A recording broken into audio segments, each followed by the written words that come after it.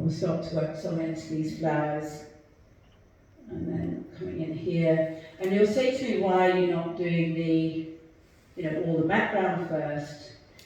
And what I do is, once I've placed some colour in there, got some design going, if I can paint this up, I then, on the first layer, go in and start to paint in the background. So you put one layer on the flowers, and then you paint in the background, so it's called cutting back in.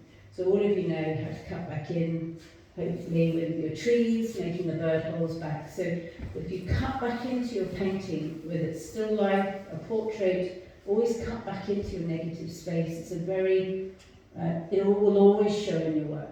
When you cut back in on your work, in between something you've already put on, if you just put the background on and put the flowers on top with no cut back, it will always kind of look, some said it's unpainterly, but it means that to turn your painting around to become really kind of up there and get the painting doing this, you'll cut back in. And if you look at the professionals, they'll always go back into the negative space in between things right at the end. So you see the paint starting to work in different layers. Doesn't matter, obviously with watercolour, it's slightly different. You're not doing that. I'm talking about the oil painters and the acrylic painters and the gouache painters. Yeah.